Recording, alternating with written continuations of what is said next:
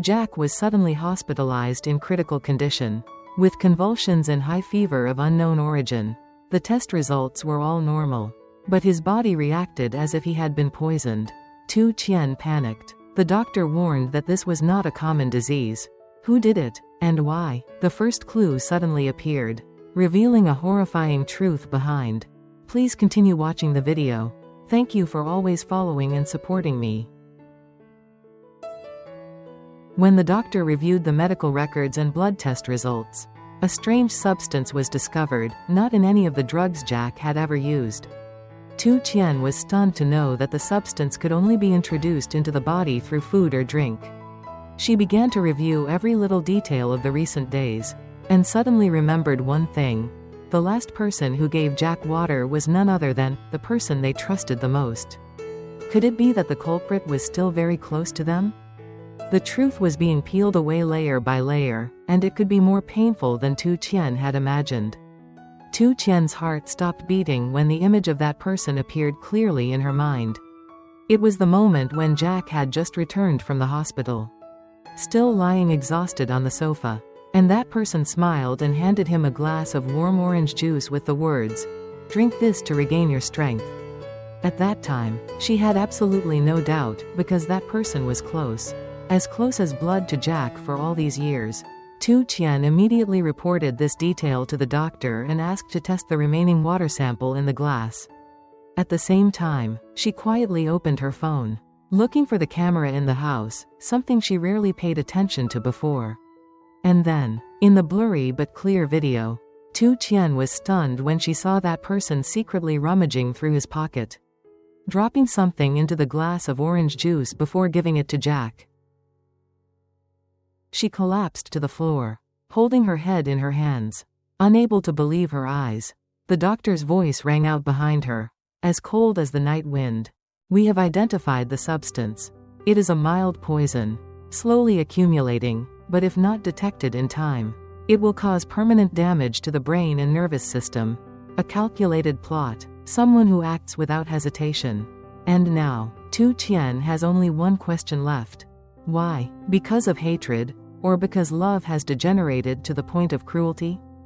Tien sat silently in the hospital hallway, her eyes red, her hand tightly gripping the phone containing the video she had just watched. Her heart felt like it was being squeezed, both painful and angry. The person she and Jack had trusted completely, the person who always showed concern and care, was the one who poisoned him in the coldest and most secretive way. She could no longer sit still. That very night, Tien decided to go straight to that person's house, without warning. Without beating around the bush. She needed an explanation, needed to look straight into that person's eyes and ask, why? The door opened in the flickering yellow light. That person appeared, not surprised to see Tien standing there. Their eyes met, one trembling with pain and anger, the other eerily calm. Without waiting for Tien to speak, that person dropped a cold sentence. "There are things that are better left to disappear." Those words were like a knife piercing deep into her heart. There was no doubt about it. It was all true. Every gesture, every care, every dish, every gentle greeting, were all masks covering up a sophisticated plan to harm. Tien burst into tears.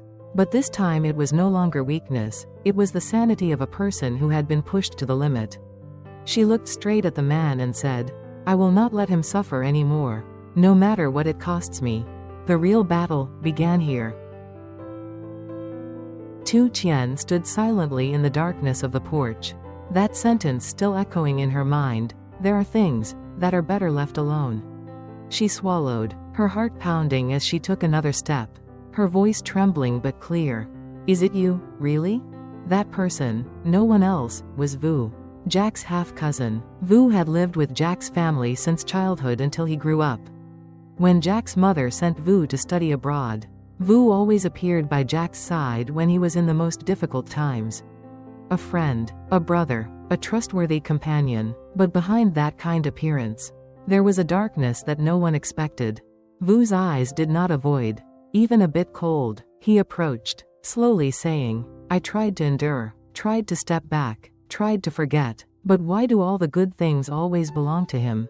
Money, Feelings, even your love, I can't accept it. Tien took a step back. Her heart breaking, she choked. Just because of jealousy, you were willing to harm the person who once called you brother? Vu laughed dryly, his voice hard. Jack took away all my opportunities since I was little. He lived like light. As for me, I was locked in the dark forever. Try living in it, then you will understand. The air became thick, heavy and suffocating. Tien clenched her hands, unable to hold back her tears. But her voice was full of determination. You can live in the dark, but I will bring all your sins to light, no matter what I have to face. The confrontation between truth and hatred, between love and betrayal, officially entered a new chapter, where no one has a way back. Vu was silent for a moment. His eyes darkened. Then suddenly he smiled a distorted smile, a smile that no longer had any of the familiarity of the past. He stepped back, leaning against the doorframe, his voice lowered, almost whispering, "You think you can win, Tien? You don't know, this is just the beginning." Those words were like a punch to her heart. Tien stiffened, trying to stay calm. She looked deeply into the eyes of the man who had been as close to Jack as a brother, who had been the family member she trusted the most. And now, he was becoming her most dangerous enemy, not only because of the poison he had used on Jack, but because of the hidden schemes behind it. She turned and walked away. But each step felt heavy. Her mind was now filled with questions. How many more things was Vu hiding? Was he working alone, or was there someone else behind it? Arriving at the hospital, Tien found Jack still sleeping soundly, his face pale and his lips dry and cracked.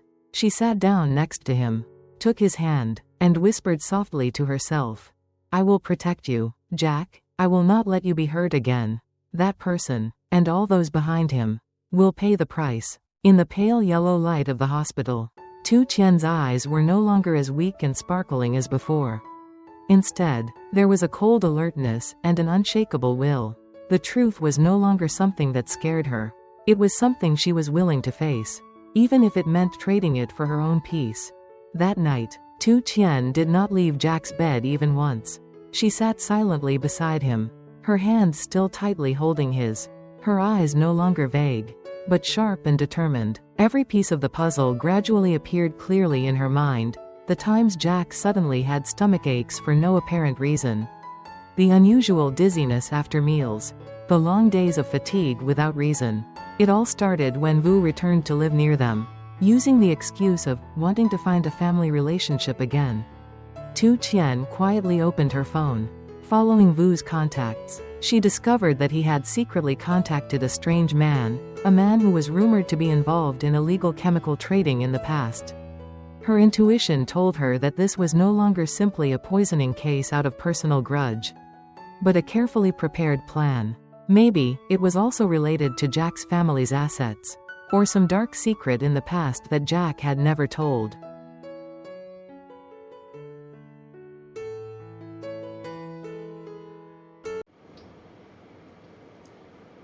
Đầu tiên là tiếp những trang sau là chi tiết về bản di chúc bí mật, giấy chứng nhận quyền sở hữu toàn bộ khu đất, và đặc biệt là một lá thư chưa gửi được, viết cho Jack kể về một cuộc tranh chấp thầm lặng giữa bố Jack và người em cùng cha khác mẹ.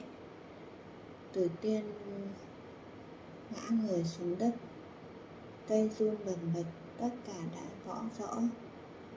Vũ không chỉ đầu độc Jack vì ghen ghét mà hắn còn đang tìm cách chiếm đoạt toàn bộ tài sản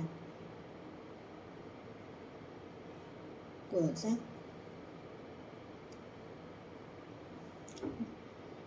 Một âm mưu kéo dài từ nhiều năm với lòng thù hận đã được nuôi lớn trong bóng tối. Giữ chặt chiếc hộp trong tay Tử Tiên lau nước mắt rồi đứng dậy. Cô biết mình đang nắm giữ thứ mà Vũ đang muốn nhất.